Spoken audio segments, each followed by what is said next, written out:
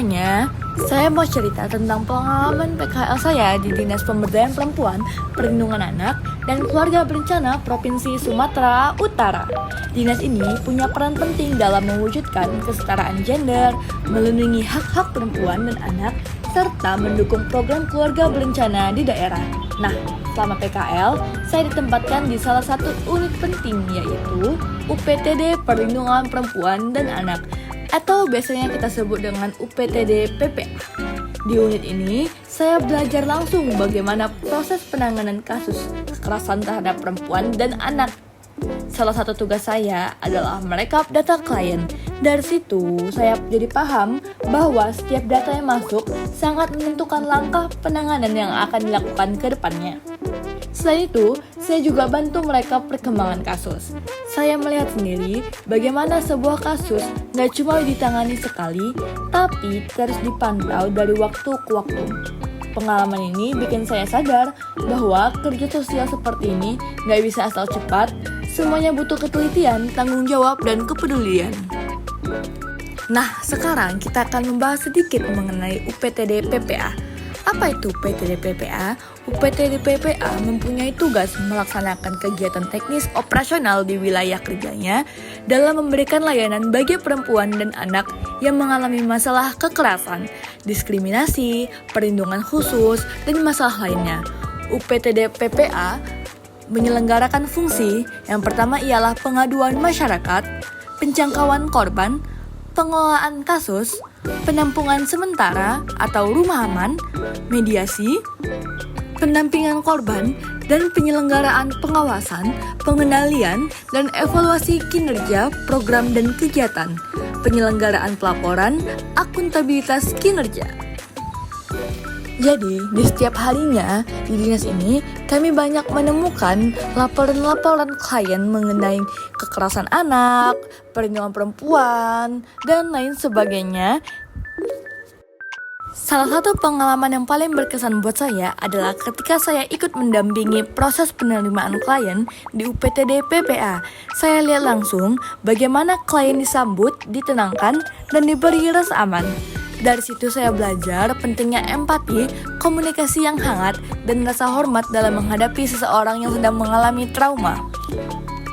Saya juga ikut terlibat dalam proses pembuatan konten edukatif seputar kegiatan dinas, mulai dari desain poster, bikin caption, sampai merancang ide kampanye sosial.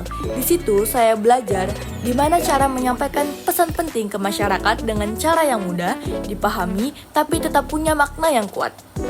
Nah, salah satu bentuk kampanye saya untuk Dinas Pemberdayaan Perempuan, Perlindungan Anak, dan KB ini yaitu saya membuat poster kampanye bertema Stop Perundungan.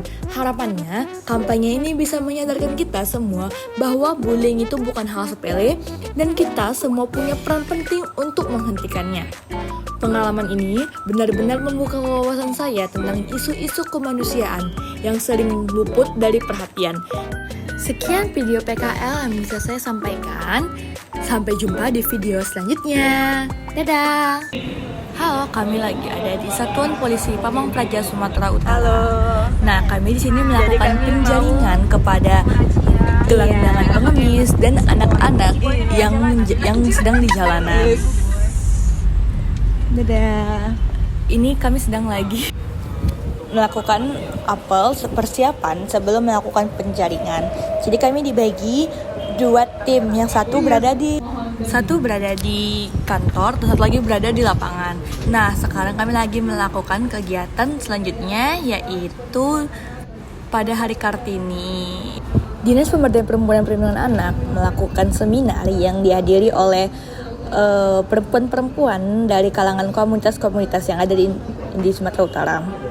Nah, kami juga melakukan beberapa syuting konten untuk keperluan dinas. Ada beberapa konten yang kami buat. Yang pertama itu ialah konten untuk keperluan dokumentasi dinas, dan juga ada konten mengenai KB. Mengenai marriage by accident dan seberapa pentingnya alat kontrasepsi. Yuk, kita lihat. Selanjutnya saya akan menjelaskan tahapan praktik pekerja sosial yang saya lakukan selama di PKL di UPTD Provinsi Sumatera Utara dengan fokus pada kasus kekerasan dalam rumah tangga. Tahap pertama itu ialah asesmen. Nah, asesmen ini dilakukan selama 2 minggu, dimulai tanggal 10 Maret hingga 21 Maret 2025. Saya melakukan wawancara langsung dengan klien, yaitu seorang ibu dan 2 anak yang menjadi korban kekerasan dalam rumah tangga. Hasil asesmen menunjukkan bahwa klien mengalami trauma berat dan ketakutan terhadap suaminya. Anak pertama enggan berbicara, sementara anak kedua cenderung menarik diri. Dari asesmen ini, saya memahami bahwa intervensi harus menyentuh aspek psikologis, sosial, dan lingkungan klien yang secara menyeluruh. Selanjutnya itu adalah tahap perencanaan program. Setelah asesmen, saya menyusun perencanaan program berbasis teori sistem ekologi. Tujuan jangka pendek difokuskan pada penciptaan rasa aman dan stabil secara emosional. Jangka menengah pada pembangunan komunikasi sehat antara klien dan suami secara bertahap, dan jangka panjang pada pemulihan fungsi keluarga yang bebas dari kekerasan. Rencana kegiatan mencakup konseling, observasi psikologis anak, mediasi dengan terlapor, dan monitoring kondisi anak. Nah, selanjutnya kita akan masuk ke tahap ketiga, yaitu tahap intervensi. Dimulai pada 22 April. Tim UPTD PPA melakukan kunjungan ke rumah klien untuk membangun kepercayaan dan memastikan kondisi psikologis anak. Kami juga melibatkan sistem sumber informal, non-formal, seperti tetangga dan komunitas pengajian dari korban, sebagai bentuk dukungan emosional bagi klien. Kemudian, pada 3 Mei dilakukan mediasi antara klien dan suaminya. Mediasi berlangsung dalam suasana tenang dan akhirnya menghasilkan kesepakatan. Hak asuh anak diserahkan sepenuhnya kepada ibu, yaitu klien, secara sukarela dan didampingi oleh LBH untuk legalisasi. Anak-anak juga mulai mengikuti sesi konseling psikologis mingguan untuk pemulihan trauma. Nah, selanjutnya adalah tahap monitoring dan evaluasi. Monitoring dilakukan secara rutin dari awal Mei hingga 10 Juni. Kami memantau kehadiran klien dalam sesi konseling, respon emosional anak-anak, serta komitmen terlapor dalam menepati perjanjian. Hasil evaluasi menunjukkan perubahan positif yang signifikan. Klien lebih stabil secara emosional, anak-anak merasa lebih aman, dan suami tidak lagi melakukan kekerasan. Yang terakhir ialah terminasi. Terminasi dilakukan secara bertahap dan terencana pada 13 Juni.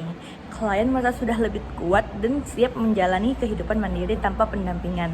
Hak asuh telah legal dan lingkungan sekitar turut menjadi sistem pendukung. Pihak UPTD PPA telah tetap membuka ruang konsultasi jika sewaktu-waktu dibutuhkan kembali. Nah, demikian pemaparan yang saya sampaikan dalam tahap praktik pekerja sosial yang saya lakukan di dinas ini. Terima kasih telah menyimak, semoga bermanfaat. Dadah. Nah, terima kasih telah menonton video PKL saya. Semoga bisa menambah insight kita mengenai tahap-tahap PKL dan juga mengenai Dinas Pemberdayaan Perempuan dan Perlindungan Anak dan KB Dinas di Sumatera Utara ini. Terima kasih teman-teman.